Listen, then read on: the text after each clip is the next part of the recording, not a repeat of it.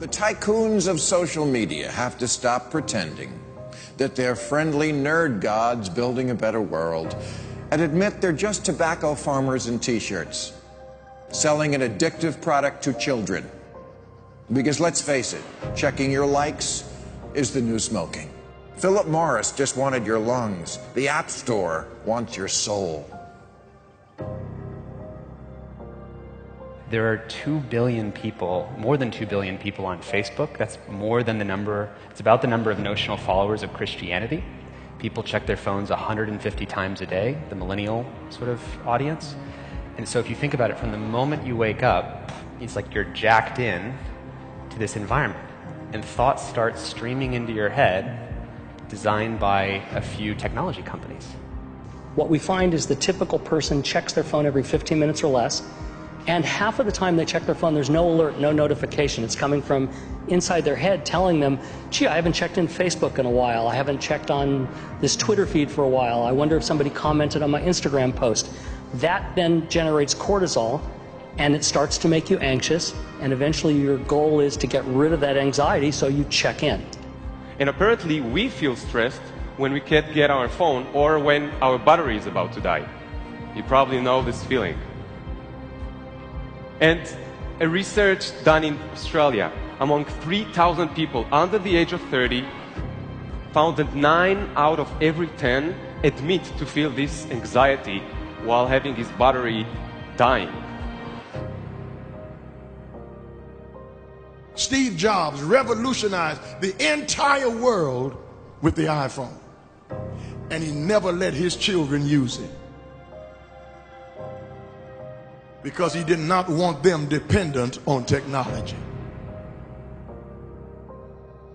Right now, an infant is getting their first laptop that's soft and squishy and makes noise. Right now, a child is being born online and being favorited and retweeted.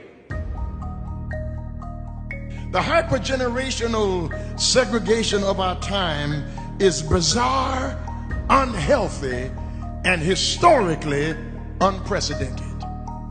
You've never seen the like of people sitting at a table in a restaurant not talking to each other because they're texting and using their Facebook and Instagram and Twitter, and they are at the table and don't even know each other. In the house and can't even talk to each other. And the pressure that's on us to be like everybody else is so great that everybody tries to live like they're in a reality show. As a culture, we don't have enough in common anymore. And that's because the internet, which was supposed to unite the world, has become too adept at serving us personalized content. Do you know what I saw on Yahoo's front page this morning? No, you don't, because mine isn't the same as yours. People get news feeds now that just spit back customized stories based on what we've clicked on in the past. We are great consumers, but poor producers. We will buy what we can't afford with money that we don't have to impress people we don't even know, trying to be like everybody else. Get off of Facebook and put your face in a book.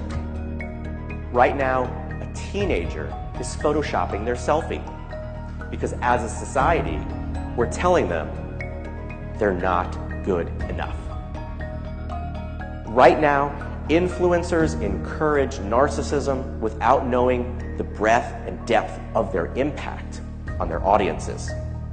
Right now, 40,000 spectators are in an Olympic football arena watching a competitive esports competition because this is this generation's football match.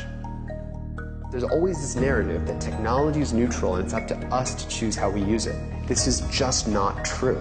Technology is not neutral. It's not neutral. They want you to use it in particular ways and for long periods of time because that's how they make their money. You don't realize it, but you are being programmed. It was unintentional, but now you got to decide how much you're willing to give up, how much of your intellectual independence. If you feed the beast, that beast will destroy you.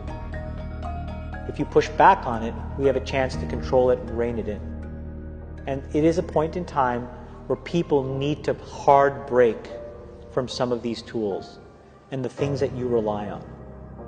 The short-term dopamine-driven feedback loops that we have created are destroying how society works. No civil discourse, no cooperation, misinformation, mistruth. And it's not an American problem. This is not about Russian ads. This is a global problem. I challenge everyone to try going 1 week without social media. Don't let your phone and social media control you.